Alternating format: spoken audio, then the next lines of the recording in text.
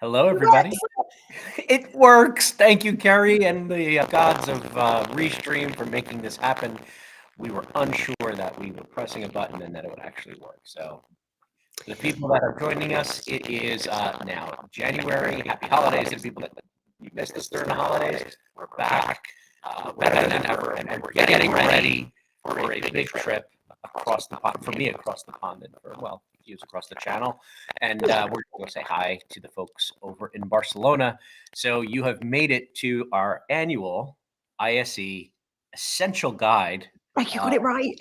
And I got it right. How you like that? My name's Chris Neto. I'm your host. I am part of this wacky crew now. My new website is midwich.us. So if you haven't heard it, you're hearing it here first, folks. Starren has now transitioned fully into Midwich. So now I am wearing the same jersey as Jenny. So get ready, folks. We are now one anyway. One big happy family. It's quite fun, actually. I think so. Yeah. So I've just got to get used to saying the US team as opposed to the Starren team. Awesome. And our audio had a little bit of a shakiness, and I apologize, folks. We're dealing with some gremlins early. I mean, Gremlins is a Christmas movie. And does seem to have rectified now, so that's good. So we're a bit rusty, guys, and also when we return to Restream, which is the platform that we use to do this, a ton of stuff has moved in, I guess, a couple of updates before it's coming back in. So there was a moment of panic about 5 minutes ago where we weren't sure if we would get our usual countdown or if we were just going to go live, and we didn't know. So we've sort of been whispering in the background in the build up, but it feels like everyone is seeing us. We're getting good messages. So great. Welcome back to Midwich Live. Happy New Year, because we haven't seen you this year yet. We're streaming as usual around the world via our YouTube, LinkedIn and Facebook accounts. Ask us questions, comment throughout via the chat function. It doesn't matter which platform you're joining us on, we should see it. And if you don't get to watch today's show in full, don't worry, you can watch it back on our YouTube channel.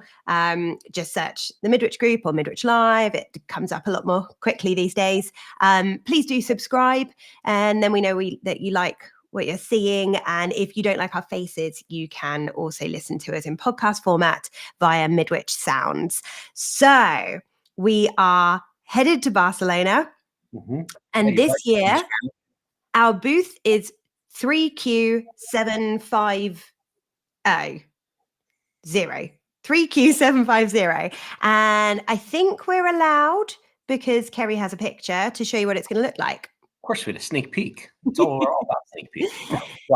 So new branding across the board, and a darker palette this year. We were quite white and green last year. We're very black, white and green this year, and then our new blue and the new branding that you'll be spotting cropping up across many of our companies who've chosen to adopt it already.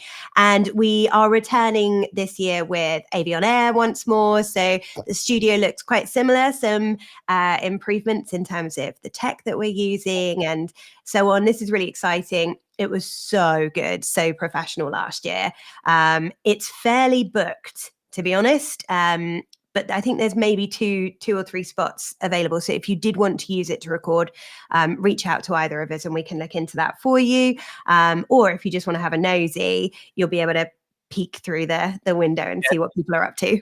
Jenny, I would say that what AV on Air started with back in the day to where it is today, it's very, very different.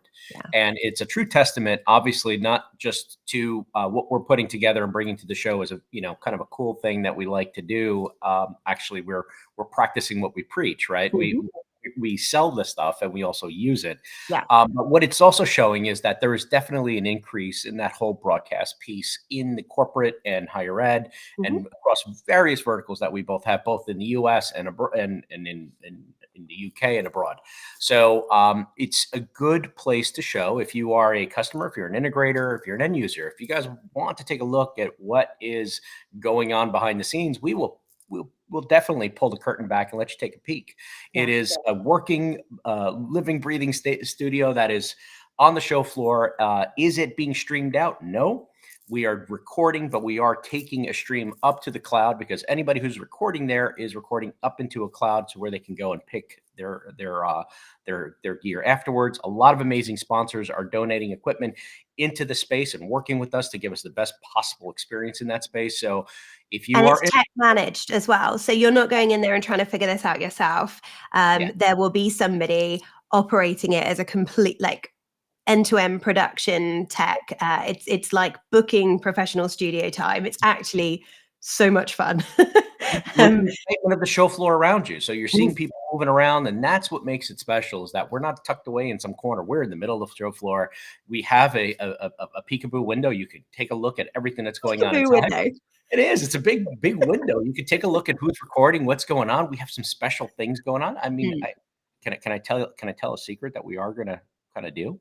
It's not official, so I don't have it in writing, but I definitely will tell you that we have an author showing up at our booth, recording a podcast and giving away signed copies of their book. You will definitely be seeing and hearing more information about that very shortly, but absolutely it is, it's a cool thing to have an author showing up, and very relevant to our business, and kind of famous. So you're going to want to take a look and stop by and see what we're doing. But yes, look for it on the socials, because we will be making some noise about it soon. On that topic, actually, so I've spent some time today with that author who is involved in a new initiative that has launched, and ISE forms part of its launch, and that is Rise AV. So for anyone who is familiar with Rise Women in Broadcast, Rise fosters or promotes gender diversity in industries through mentoring programs, C-suite retreat events, and all sorts of other really great initiatives and things to get involved in. And the biggest message here is there'll be a bunch of people who can answer some questions about Rise, Rachel Hamilton being one, Sadie Groom being another, and then some of us who form the advisory board. I'm really excited because these guys are coming up with a mentoring program. And that mentoring program, you apply to be a mentee, and then you will be matched to a mentor in industry who the team think that you can get the most from. And that person will work with you personally for 6 months. Alongside that, as a successful applicant to the mentoring program, you're also invited to a content program of beneficial personal development and industry knowledge sessions, some online, some in person. And so really, really great opportunities. And you can go to rise-av.com and register your interest there. So yeah, really, really cool, really interesting. I've been learning a bit more about it this morning, actually, and have gone, oh, okay, this is interesting. Sign me up too. Can I put somebody's name into it? Absolutely. I have a 19-year-old at my house who is interested in joining our industry. Can she be part of them? So we're UK at the moment, Chris, but it doesn't matter. We have video. I'm pretty sure that Rise, the broadcast version, started off in the UK as well, and that's grown into a global organization. So really, really cool to be at the start of something. And if that's something you're interested in at the show, reach out to me and I'll tell you who can tell you more about that, or come find me on the Midwich booth. And as we say, that author is also involved and able to answer questions there. So a couple of other things to mention. ISE housekeeping. If you're registered already and you go to the website and you log in, you can look at the content tracks. And actually, they've set it up quite cool now, so you can select topics that you're interested in, and it will bring up all of the relevant content. So there's a DEI track, there's a sustainability track, I think there might even be an AI track. Some content is chargeable to attend and view, some is not. But a couple of shout outs for me. There's a session on the Exchange Live booth, so that's one of the Avixa spaces, 3R150, labeled How Sustainability Triples Your Tech Bottom Line. That sounds interesting. That's happening on the 4th of February at 12:15 local time. And on the topic of sustainability, Save are offering their certification that happens on the Thursday. Unfortunately, I logged in and had a look this morning. It's sold out. But if that's something that you think you or your organization would be interested in, they're holding a reception in room CC2, and that's on the 5th. So I think that's the Wednesday, 4 until 6. So a couple of things there to note that I think it would definitely be worth attending. So it is going to be somebody's birthday this ISE, and it's usually my other half's actually, although that will fall on the Sunday this year, so he won't be celebrating it whilst we're out there. But no, it's Midwich Ignite's birthday at ISE. Midwich Ignite will be 1 year old. So last year we launched our CVC investment arm, and we returned this year with 5 companies in portfolio: SpeechLab, Deep Trust, Kadence, Securix, and Visguard. And you can go to the midwichignite.com website if you'd like to learn more about those.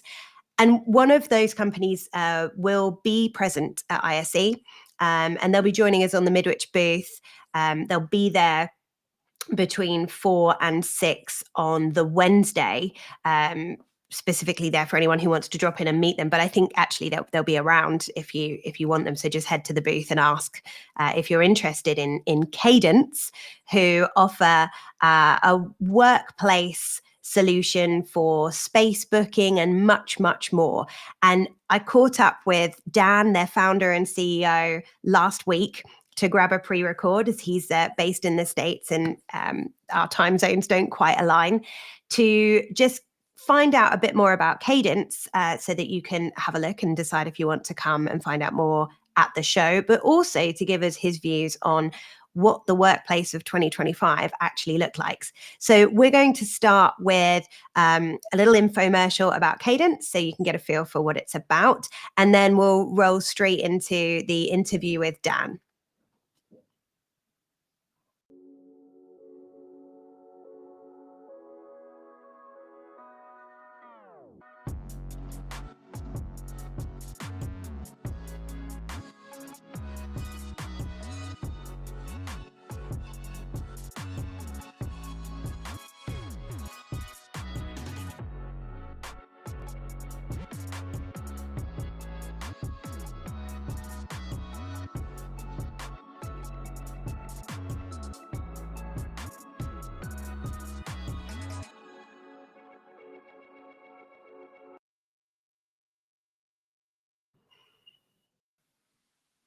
Hello, Dan. Thank you for joining us. And unfortunately, Dan, you won't be joining us at ISE this year, but you are sending a colleague who we will encourage people to come and meet. But to make sure that we've whet people's appetites beforehand, I hoped you could give us a quick overview of what is Kadence. Well, Kadence helps companies get this little thing called hybrid right that you've probably heard of over the last 4 years. And we fundamentally believe that companies that get hybrid right, and the data is now showing those companies are outperforming others. So Kadence helps about 600 companies around the world make hybrid work. We help improve employee retention. We help sustain a decrease in office real estate costs. And so we combine space booking and team scheduling to help companies organize their hybrid teams and to really help optimize their 2 largest costs, their people and their spaces. Okay. How did Kadence start?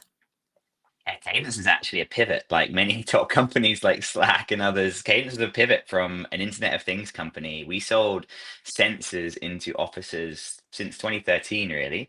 And then when the pandemic struck, a number of our customers said, "Hey, you've got all of our sensors on all of our desks, and you've got this software that manages these sensors on our desks." In mid 2020, people were starting to get very excited about the idea of hot desking and hoteling and the concept that people would be remote a little bit more in their kind of weekly cadence of in-office work. And so companies were like, "Hey, can we use your software for these IoT sensors? Can we use the software to manage this thing that the world hadn't even called hybrid work yet. And so we pivoted in the summer of 2020 after 8 years of building what was at the time called Chargify into what is now called Kadence. And it's grown very quickly since then. And can you tell us a bit more about the name, because it's directly linked to what the software helps you do, doesn't it? Yeah, so we believe that everybody works on a rhythm, and people that work best work on a rhythm that where they have a sense of cadence. They are in lockstep with each other. We think the best employees are the ones that not only find that rhythm that works for them, but also are part of a team, and they essentially contribute to that team's cadence too. And so there's a couple of different concepts inside the product for this. So when you come into Kadence, it all syncs with your Outlook calendar and your Google calendar. It starts to kind of understand and plot your cadence for where you expect to be in office and when. And many of our customers have offices all over the world. So if you're traveling from the London office to the New York office, for example, Kadence captures that cadence of your schedule. And then we have what we call a team cadence. A team cadence might be a particular team. Let's say it's a marketing team in Norwich or a sales team in London. And the team leaders can say, hey, I want you in the office on this cadence, or we're having a team event on this day, or hey, 1 out of every 2 weeks, we'd like to have you in the Newcastle office, for example. And so these are the different ideas of cadences. And the idea is if you've ever used social media or something like Peloton, you kind of find and follow the cadences of people that matter to you. Interesting. And so could you give our viewers an example of a customer and the benefits that they've seen, or how they're using it, and what it's done for them, how it's changed their workspace? Yeah, so companies that aren't getting hybrid right are being outcompeted by those that don't, because those Mm. that do get hybrid right are seeing this triple bottom line impact from hybrid. Profits benefiting, i.e., you're able to reduce your office real estate substantially. One customer I was with in New York before Christmas has gone from 10 million square feet down to 4.7 million square feet Wow. because of the better use of space during their new hybrid way of working. So profits one, people benefit as well. Here in the US, the average employee would take a $13,000 pay cut just to go hybrid and not be in the office every day. People benefit. It's helping families. We also now are starting to see that it's helping things like anxiety, some DEI efforts Mm. as well. And then on the final part, people, profit, and planet, we're also seeing some really great reports upon sustainability too. So one of our customers in Canada has seen a reduction in their global real estate emissions by about 30% through their hybrid policy. That is not just saving on commute and emissions that are coming from commuting, but it's also being much more proactive and intentional about the floors in their offices that they're using on any given day. For example, if Friday is a quieter day in the office, then Kadence will not make floors 3, 4, 5, and 6 available for other people to book spaces in, because floors 1, 2, and 3, for example, are where the action is. So companies that get hybrid right have this triple bottom line for people, profit, and planet. Very interesting. What do you think the workspace and the office of 2025 is going to look like? So bearing in mind, most of the people watching this interview are probably headed out to ISE, and the corporate market is one that they likely address. What user trends should they be aware of when they're looking at new solutions? So most of our customers are now operating on what we refer to as a desk deficit. So they've gone from a one desk per person ratio to sometimes a 3-to-1 people to desk ratio. So you're to Mm. expect less dedicated desks specifically assigned to individuals, Yeah. excuse me, and much more sharing. Whilst that's happening, people are understanding and realizing that we need more space to collaborate. So we're seeing lots of these desks being reclaimed as collaborative spaces, be that pods, breakout booths, places like that. They're kind of galvanizing the reduction in real estate costs. They might be taking that and shrinking their whole real estate portfolio and therefore costs, creating less desks, but then also having more coordination space. But at the same time, we're seeing a flight to quality. So nobody wants to go into that same old office with the booths that you had or the pods that you had a few years ago. People want to go into a WeWork style. They want to go into a more classier, higher grade office experience. So we are seeing this flight to quality. And because companies are being much more intentional about when they get together, they need to make those moments really, really matter. And the quality of those spaces certainly help there. I think what we're really seeing, we've just launched a great new product for this called Kadence Events, is that companies are being really intentional about the types of events that they're throwing for their organizations.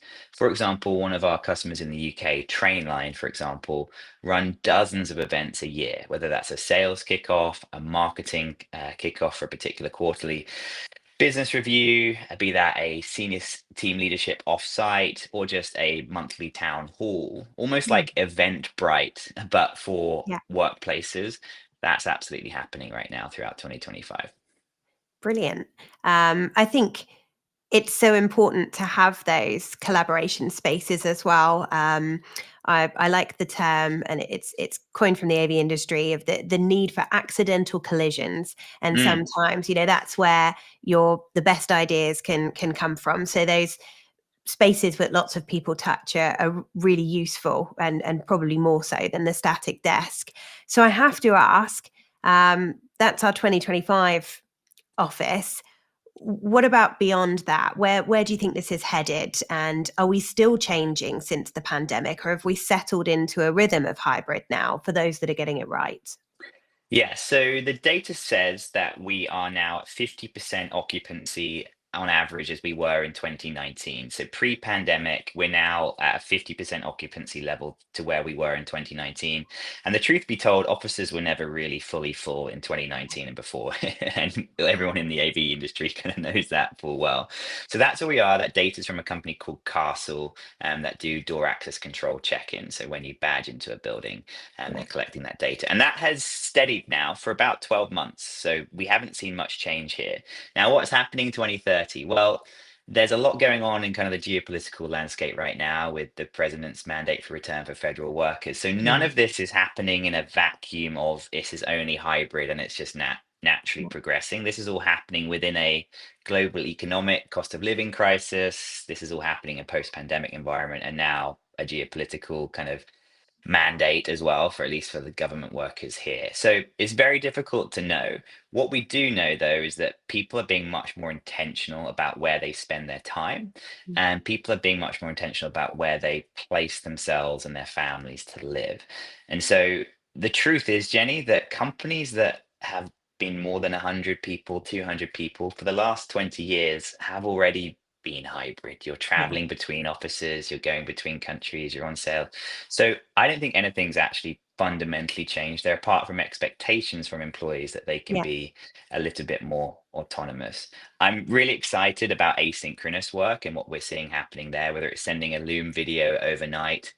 Cadence is investing in things like agents as well to give feedback to employees or to ask a question to an agent when somebody else is offline and um, get an answer ASAP rather than waiting for that person halfway across the world to wake up. So I'm seeing much more asynchronous work, and I'm really, really excited about that. So the tools are going to get better. I think autonomy is going to be there, and the places that we meet are going to be better as well. The last thing I'd say, and where I'm on a little bit of a monologue, is that the platform for work is just not the office anymore. yeah. The platform for work is the working week. Like Mhm. that's when we work. We work during the working week, and work is wherever we are at that time.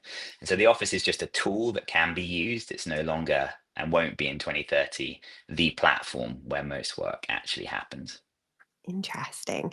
That AI development sounds like something that would be very useful for me. And actually, not always just because the colleague is on the other side of the world, but perhaps just because you go a little too far down their list of priorities. So Sure. um, I think AI has the potential to make all of us more productive, and actually make our individual lives that bit easier. How much are Cadence looking into AI for future Yeah. developments? So we were the first product in our market to bring out what we refer to as Cadence AI, which is a AI assistant for all of our end users. in Microsoft Teams or on Slack now, you can go in and ask Kadence to book you a desk. You can ask to find out who's going to be in the office tomorrow. One of the things that I love is I can go, great, where is my colleague Kia, who will be at ISE with you all in a short period of time? And where's Kia going to be next week? I need to grab a space near Kia to work on this particular project. And then I can just say to the Kadence AI, I also need to invite Jenny and 4 other colleagues to a meeting room that day, grab what spaces are available from 3 to 5 p.m. on that same floor, and then go ahead and invite them all. Like all that kind of stuff in Kadence AI is just really, really neat, and our customers love it. Later this year, we're taking that more towards our predictive analytics and insights. So many of our Okay. customers are wanting to understand, hey, based on existing usage patterns, what should I expect for 2026 lease renewal for our Barcelona office? Do I need more space? Do I need less space? And so, yeah, Cadence AI is a hybrid assistant today, and we're excited about predictive analytics as well. Very exciting, particularly coming from someone who's recently been testing the joys of Copilot. And there's a number of things you've just mentioned that it doesn't do just yet. So I think very, very worth having a look at Kadence in terms of the AI capabilities as well. So thank you so much for telling us a bit about Kadence. I hope that we've got a lot of viewers on who are interested to know more. And the best thing to do is to come to the Midwich booth at ISE. That's booth 3Q750. Kia will be at ISE. Is it for the full duration of the show? Yeah, he's there. Brilliant. But the best time to guarantee being able to meet Kia on our booth will be between 4 p.m. and 6 p.m. on Wednesday the 5th. But at any other time of the show, if you do want to visit the Midwich booth, just let us know you're interested in Kadence and you'll be pointed in the right direction. Dan, if anyone wants to get in touch with you or know more about Kadence and they're not attending the show, how should they do that? Yeah, Kadence, KADENCE.co. Kadence.co is our website. Best place to go. Wonderful. Thanks so much for joining us. Thanks for having me, Jenny. There you go. Very nice. It is. It's a really, really cool workspace suite, actually, and don't underestimate the importance of in this hybrid world. I think the ability to see where my colleagues of interest, I guess, not just necessarily your team, but if you start to produce that list of these people I work well with, these people I want to be around, and you can start to really get the most out of your office visits, then that's a great way to entice people back in. And a lot of businesses want them to come into the office, but this way, solutions like Kadence give you that option to perhaps reduce the cost of your real estate, but still have that drawback into the office. And the AI element is really interesting. I think Kerry's got a couple, like some clips of the bot being used. And there it is in Kadence. So that agent as such to go off and perform tasks for you. I mean, outside of this platform, I've set up my ChatGPT 4 to run a task every morning around ISE related news and press releases. And then in that, I'm pulling out parts of it to create me a list of what I want to go see at the show. So, so much of this stuff is just reducing the amount of time we might have spent catching up on press and announcements and so on. And speaking of announcements and AI, there's a very interesting startup that will be exhibiting at ISE called NetSpeak. So AI, I guess, is a great segue here. AI Infusion was going to be my thing to look out for at the show. Mm-hmm. So not just automation. I think we've got to stop the whole, it's not AI, it's automation. Intelligent automation. So intelligent automation is useful to us. And it's learning over time, and it will automate camera switching, automate setups. And this is useful. This is useful to us. It's not going to do people out of jobs. It's going to make us more productive. I'm really excited to see what the CMS and signage guys have developed over the last year, because they really shone through last year with changing content depending on how successful it was being, how long people were viewing it for, and whether they were gazing through, I think is the term of, they're not actually taking it in. And then NetSpeak have appeared, I think on the 21st last week, their site went live. And that's a full AI based support system. Language. Yeah. Mm-hmm. Yeah, this is very built by exciting. AV people for AV people, which is very interesting. And some of on the support side, how it would be able to do predictive, basically predictive maintenance and predictive, troubleshooting ahead of time based on occurrences and stuff. So it's a very interesting product. Somebody I know, it's somebody that I've known for many years, Sam Kennedy, who is somebody who's been in the industry for quite a long time. I've known for about 20 plus years, is involved in it. And he sat me down, gave me a demo and a run through of what's coming. It's exciting. And it's wild because and folks, I understand I am you, right? Flooded with AI. It takes us more than 10 minutes into this call before we start talking about it. It will hit you like a cold wind when you get there. AI is going to be in your face. It's going to be present, and you have to. You're going to have to do some sifting through it, unfortunately, and decide what is good and bad. There will be a lot of it. It's an exciting time for AV. I don't say.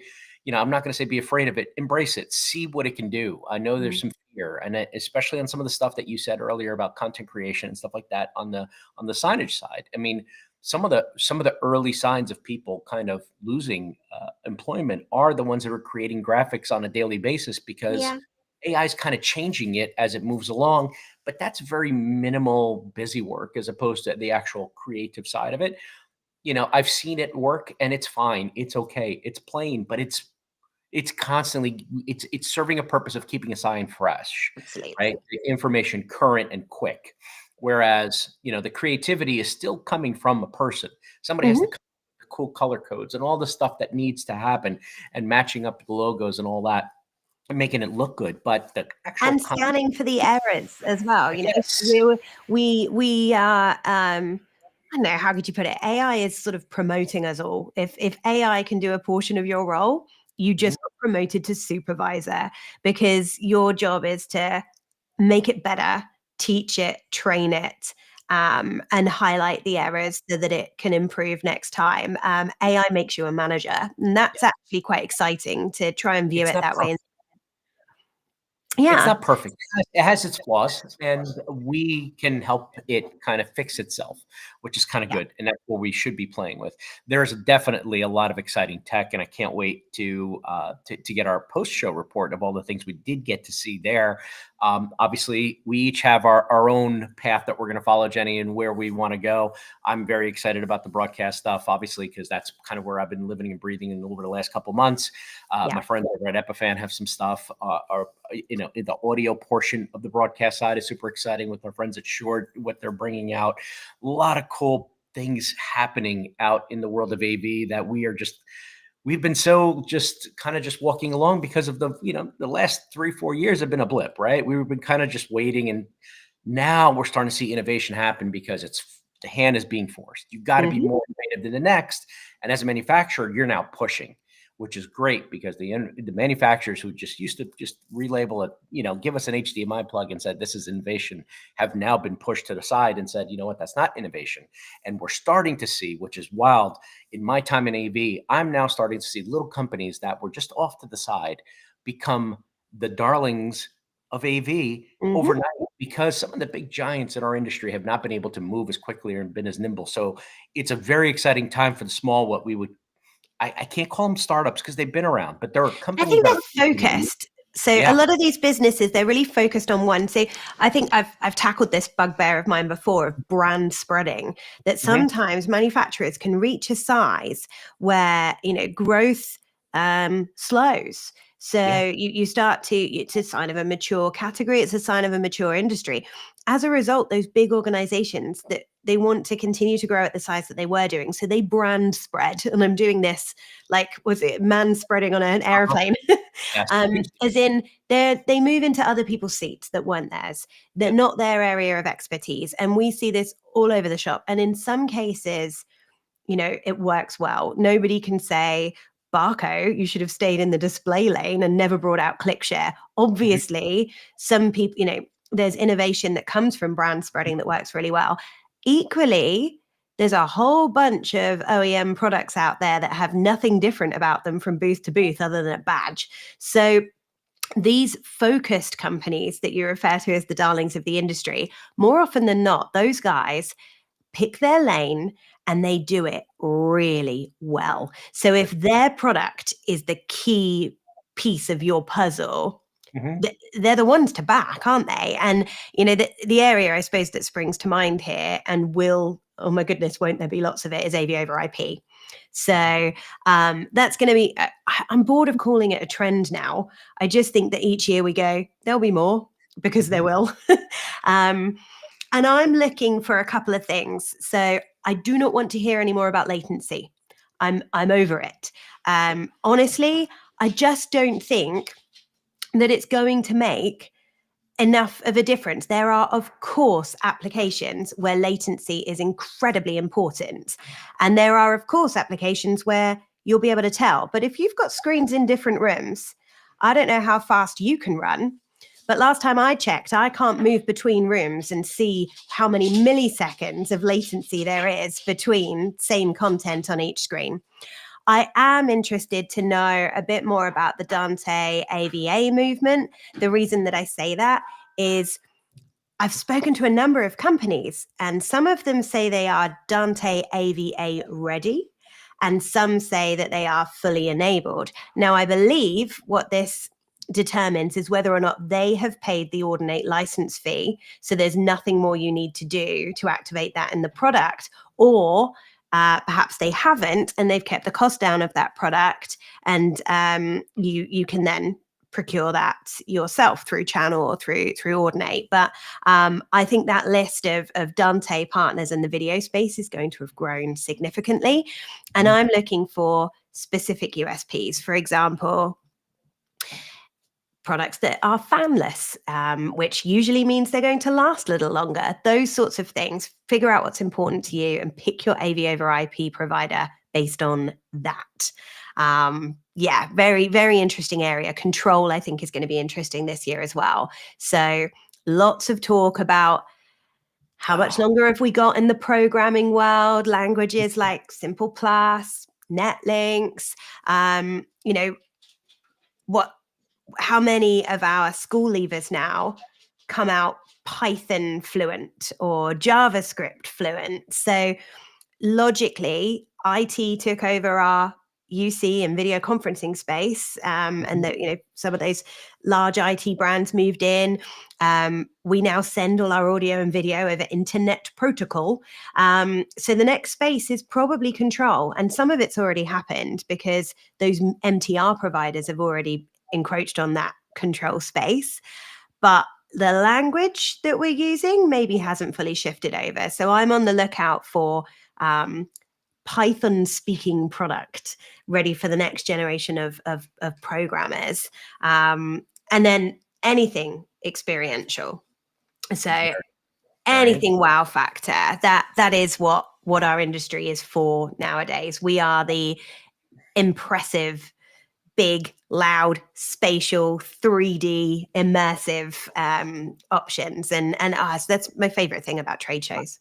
I got some controversial takes, and we're going to go off script because why not, right? Don't have a script. We never had a script, so I just wanted to say that because it makes people think like we actually prepare for this. We don't. We have our own notes, and we show up here, and we, you know, and we hang. One of the things that I'm looking forward to at ISE is the fall of the walled gardens. I do not want ecosystems anymore. I have learned the benefits and seen the benefits of things being open architecture. And I don't think we can put, we can't put the toothpaste back in the tube when it comes to this. It's the way to say it. I guess I finally got to say that saying. But I think that walled gardens are had a purpose many years ago. And now if you're not playing friendly with others, the rise of strategic alliances have kind of helped this, right? In our space, if one company worked with another, that was unheard of. There was some serious marketing conversations happening for it to happen. It was just a logo on a box. That was strategic alliances 15 years ago. Today, strategic alliances are very much in tune because I think people have finally, it's what you said before, manufacturers are manufacturing products that are specific at what they're good at. If you can't find good glass for a camera, do not build a camera. If you can't get good audio coverage on that sound bar, do not do it. Go back to what you're good at.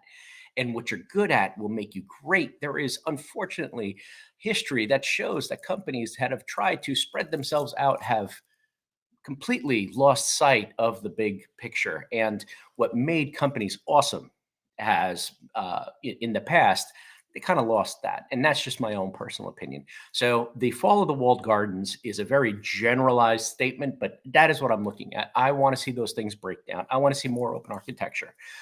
Control is an issue. I, like you, Jenny, sat at at one of the cloud provider video conferencing companies, and I wondered where the control panel is going to sit, but it doesn't. If AI is going there, they fell short of saying you don't need anything else. One of the things that has been a concern in the AV industry, and it's not really tech related, but it's more people related, is obviously everybody's trying to figure out where the future and trends and what verticals to go in. UC is a space where you don't need much engineering, right? Unfortunately, if you are a UC provider, your engineering force has probably been cut down. Why? Because it's pretty much turned into what we expected and predicted with Plug the and IT. play.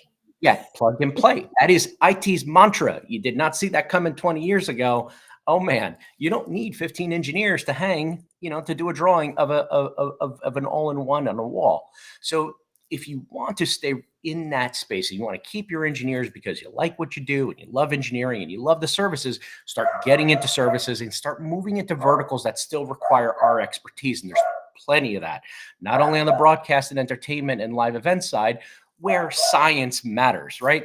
Audio is only audio and can only do so many cool tricks by the technology it has, but there's a real need for people that understand lighting, audio control, and how all those work together, right? The basis of our industry, the fundamentals of our industry, they're still there in certain verticals, but unfortunately, I don't see UC as that's the space for it. Yes, you can improve a UC room by adding extra lighting to that.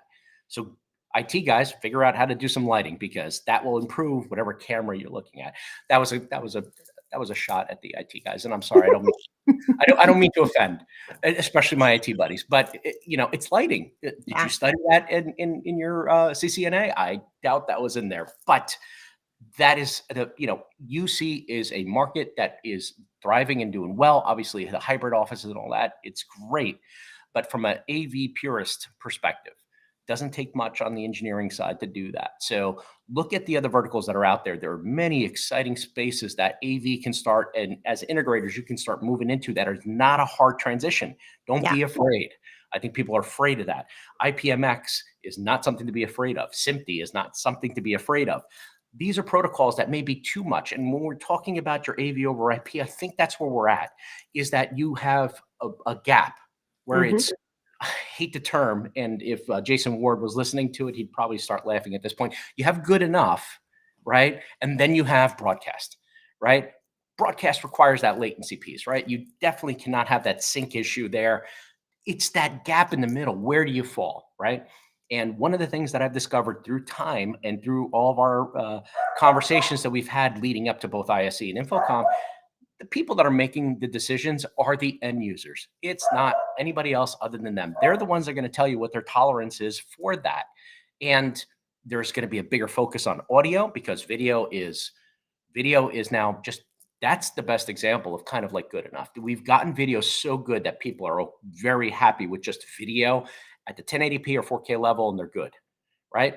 They're not looking for 8K or 16K. That's a broadcast conversation.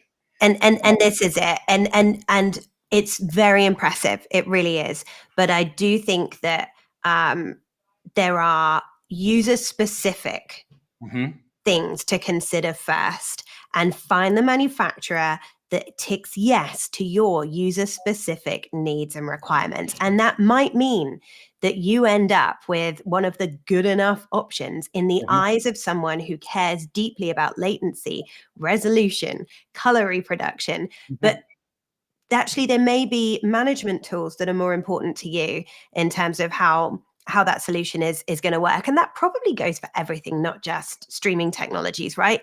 And I think, we're seeing a lot of full stack content management solutions and workplace solutions that really, they're companies that we knew as signage companies 3-4 years ago, but now they do visitor sign in, workplace management, desk booking, room booking, goodness knows what else, and lots of analytics and feedback, sometimes AI, sometimes sustainability, information gathering, and that's great.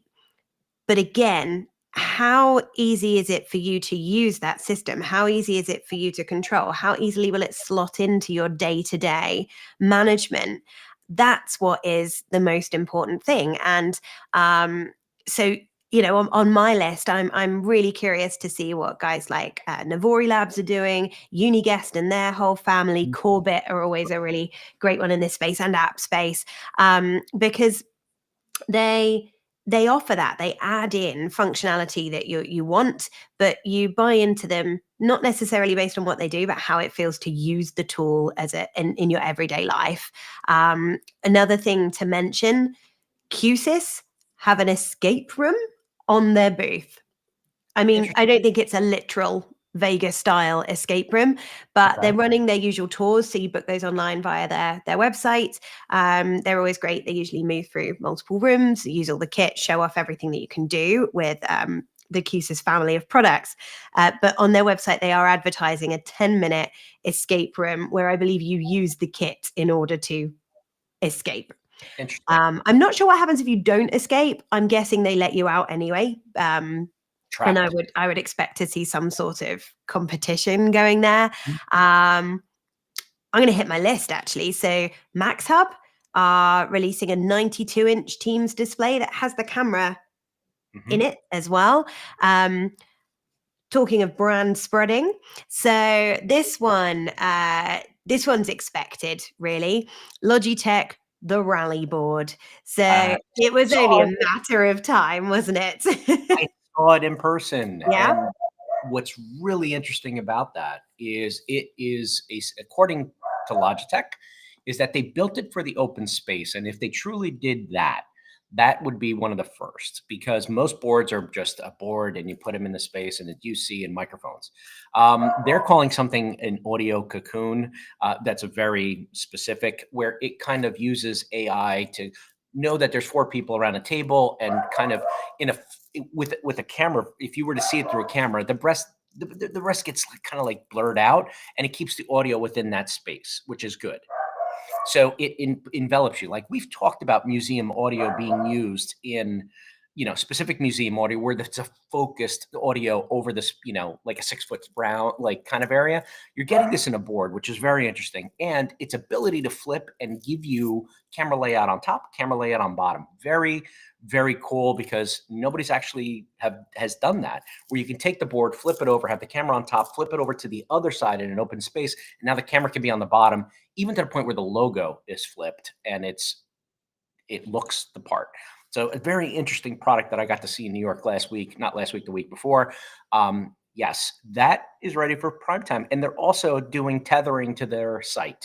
So now you can put 2 sites, and how that's going to work. So something to watch. Logi obviously brings a lot of cool products to the table. So it's two things that you need to check out when you're at their, and they're very excited about their O2 sensor and their, to get the analytics and stuff in the room as far as oxygen and occupancy and all that. They have an occupancy sensor that can be used anywhere across the board with anything or every product. It's not really related or connected to your simplex system or whatever fire and fire safety stuff. You can actually just put these pods with some stickers. Very interesting products coming out. So I just want to back you up there, Jenny. I think it's the last year was kind of the year of the all-in-one.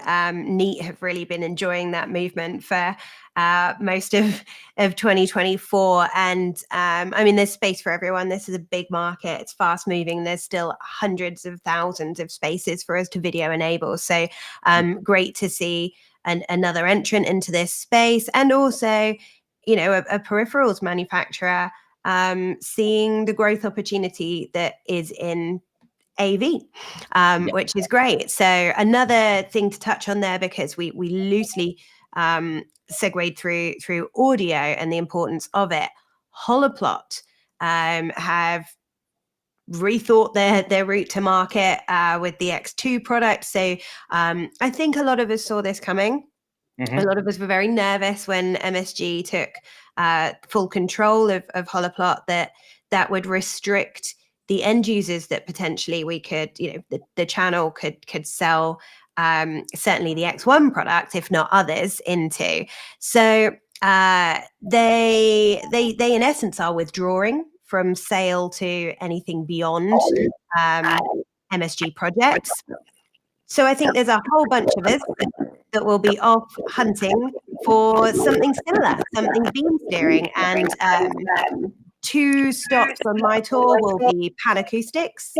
Another would be Rankers Hines. So, and I think that there will be many more. So I invite anyone, if you see something cool in the beam steering, 3D or spatial audio category, I'm really keen to go and have a look at it, because there was a lot of interest in the Holoplot X2 solution. I think that is still going to be available. We can still supply through Midwich for the time being as well. But naturally now, I think a lot of us will be looking at other options there. E-paper. There is likely to be a 75-inch e-paper display, possibly more than one, actually. So I've heard, I've seen one press release about one vendor who will have a 75-inch e-paper display, and then I've seen some suggestions that there may be two others. 75-inch is sizable. This is big now. This makes it a viable signage option. I'm very intrigued to understand the pricing, because as it stands, e-ink displays, or Etch-a-Sketches as I like to call them, are come at a much higher price point than their LCD equivalent. But there are great savings to be made long term in terms of the cost of ownership because of the energy. And of course, there's a massive sustainability benefit here as well. I am headed to Samsung to see a bit more about the VXT platforms. This is a marketplace for CMS providers. I'm intrigued to see how that looks now, and who's partaking. I'll also be on the lookout for sub 0.5 millimeter pixel pitch LED. And on that subject, if you are in any way involved in selling direct view LED or installing direct view LED or specifying it, head to the Midwich booth, because we'll be launching a very good tool, a very helpful tool. So yeah, come and have a look. I can only tease it right now, but let's see.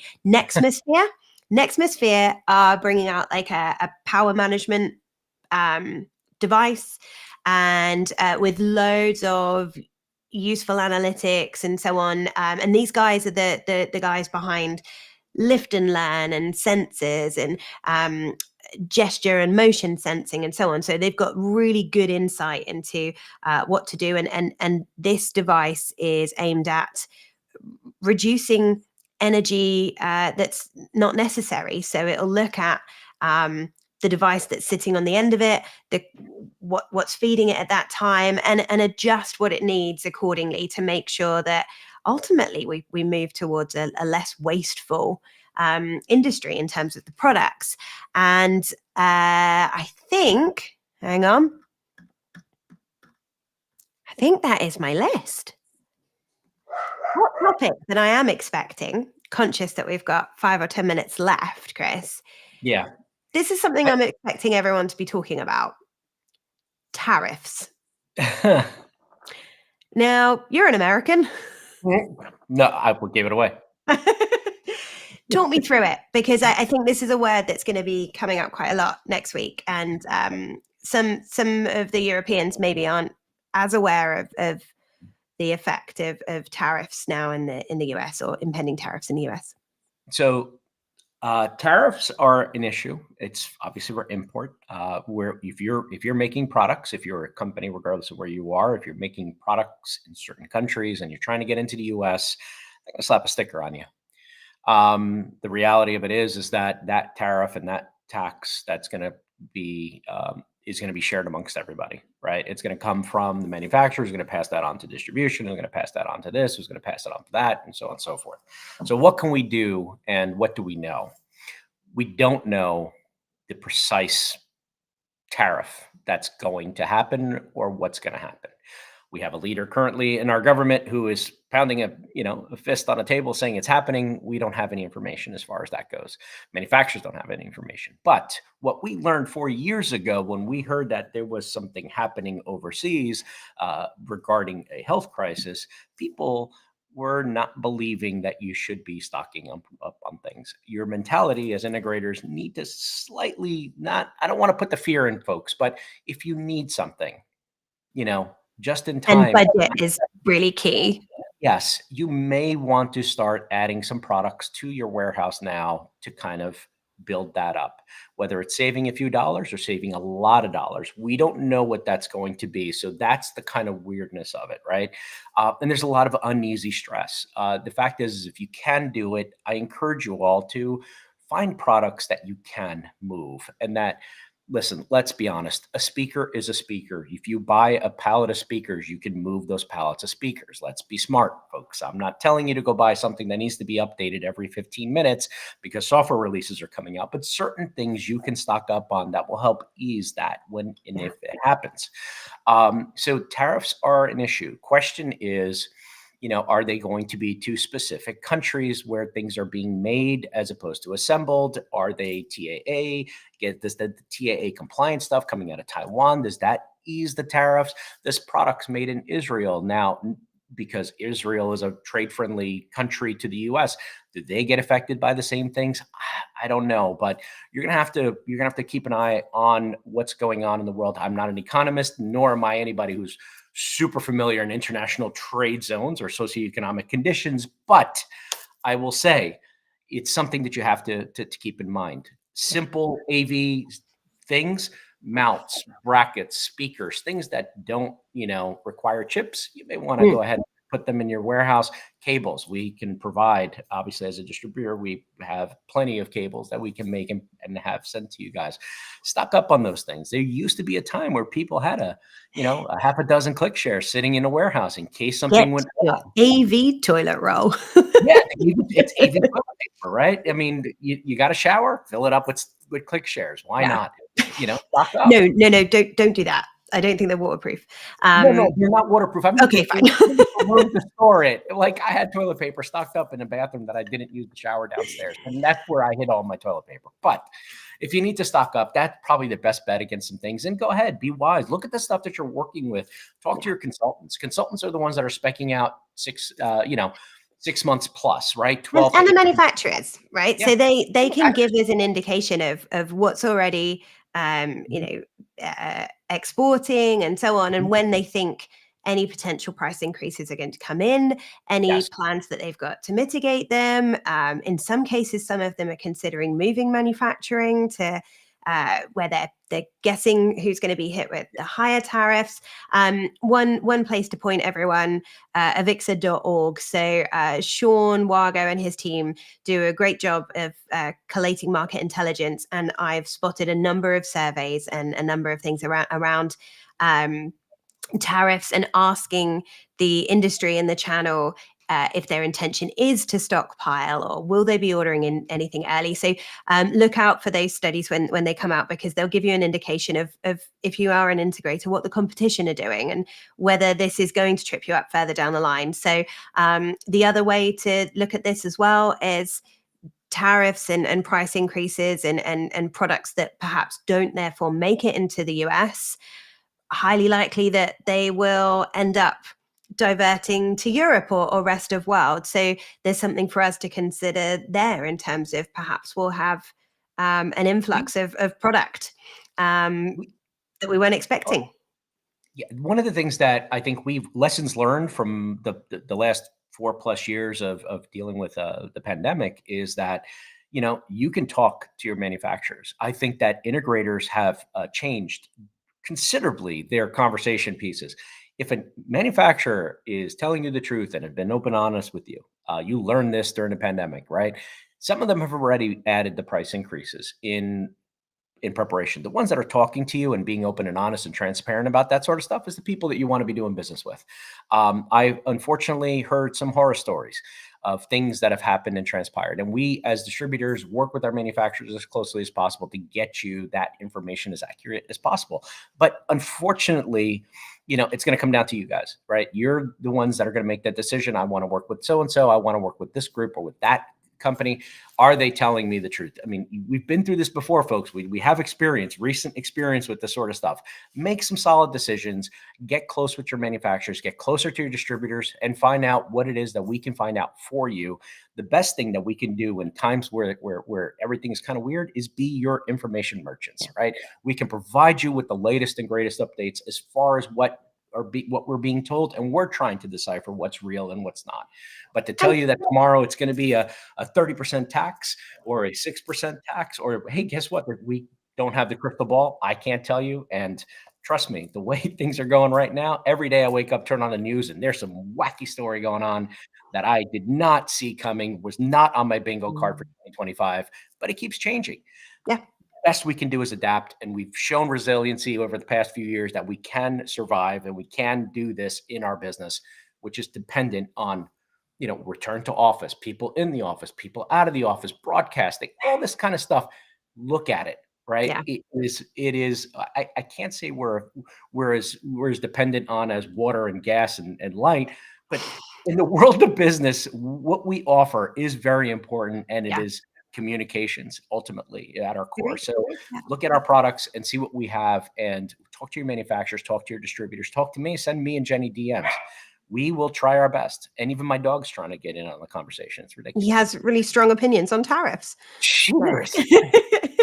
Those dog biscuits are not easy to come by, I guess. So let's just draw attention. So for those who aren't on YouTube and watching in the chat, IFAT has reminded everyone that on the 5th of February, I think that's the Wednesday.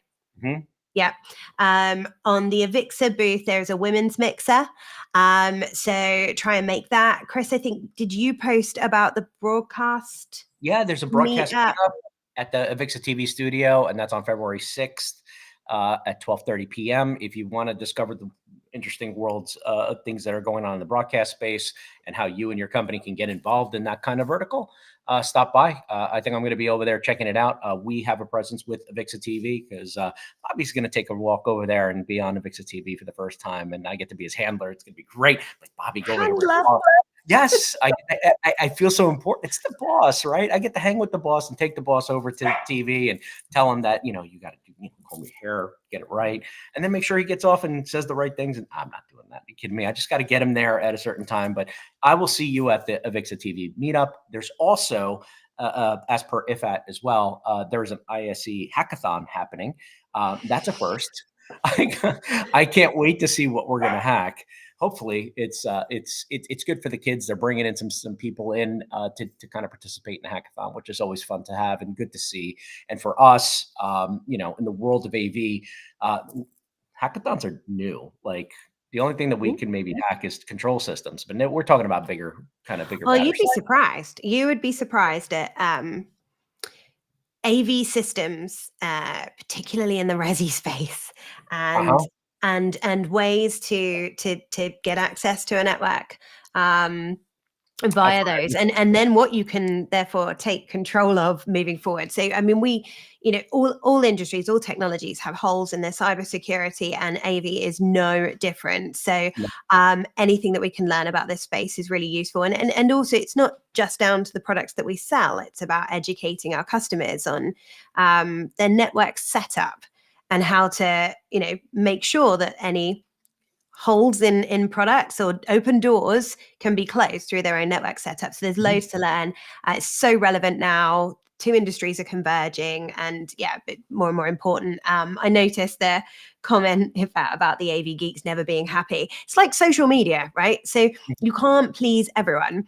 Some people are going to like it, some people aren't. Some people have put, you know, importance on things that others don't.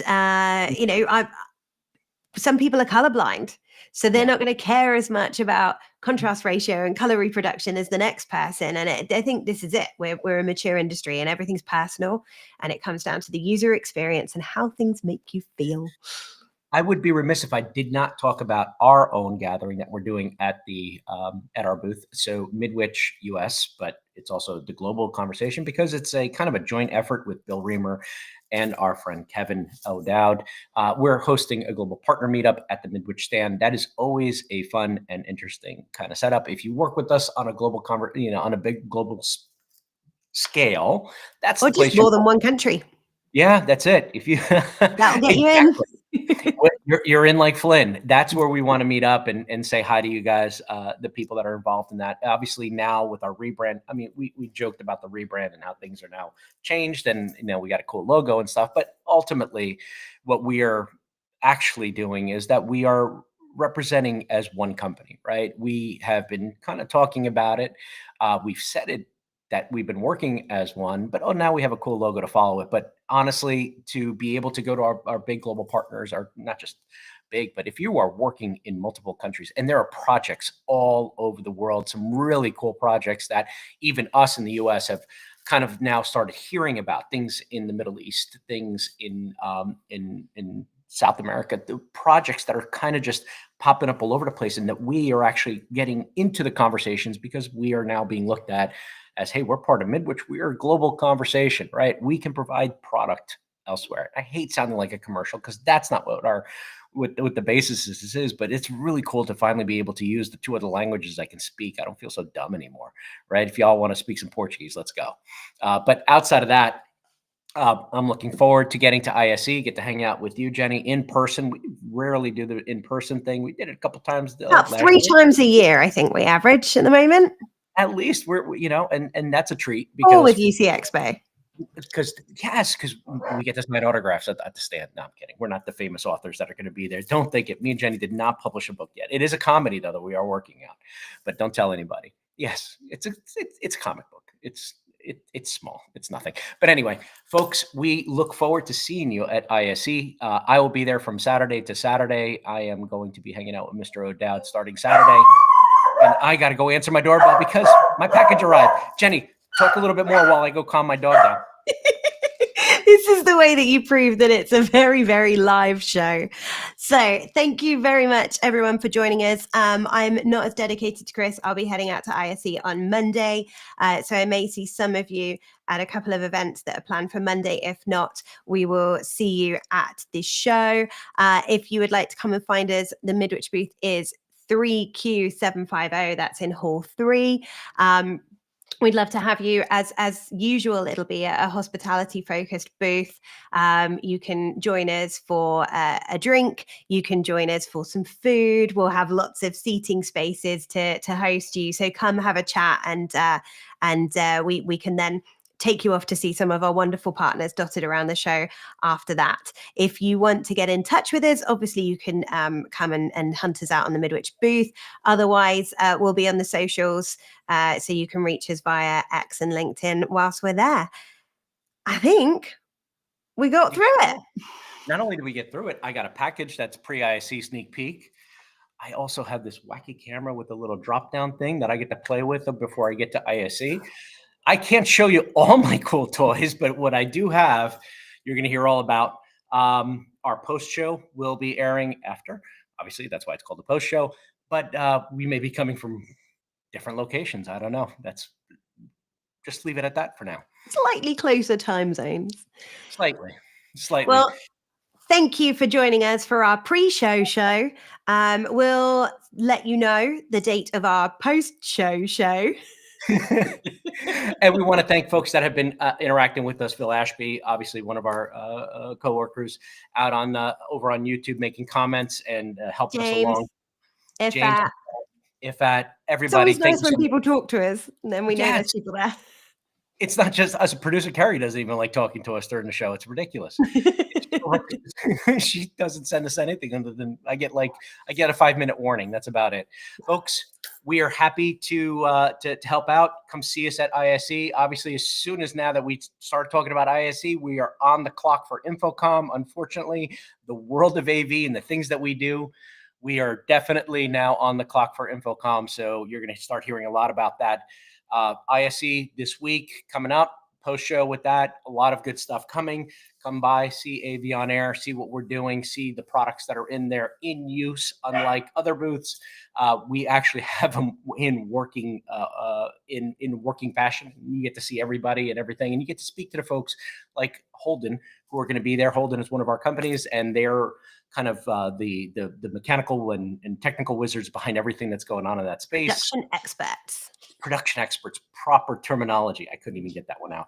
Thank you so much. So big shout out to Holden for helping us out there, Karen and her team for putting this together. I don't even have to be there to know that the booth is going to go smoothly and well. It's always a great experience over at ISE.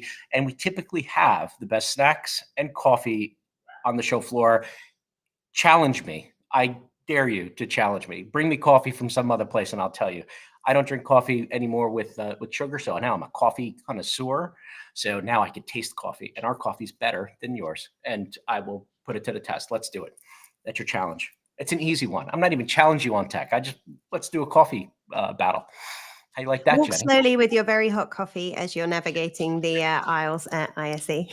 I think there's a McDonald's clip that I could send or note about hot coffee and having lids and having it saying hot coffee. It's world famous. Yes, please be careful working with your coffee. We do not want any accidents. Come by, see me, see Jenny. Come see our teams. All of our teams are going to be represented there in some way, shape, or form, from Canada, from Australia, from everywhere. You need to come, and you need to come say hi. Why? Because, I don't know, Jenny said so, and Jenny's cool. So that's enough. Thank you all for watching. Thank you all for listening. This has been Midwich Live. We will see you very soon from the show floor at Barcelona.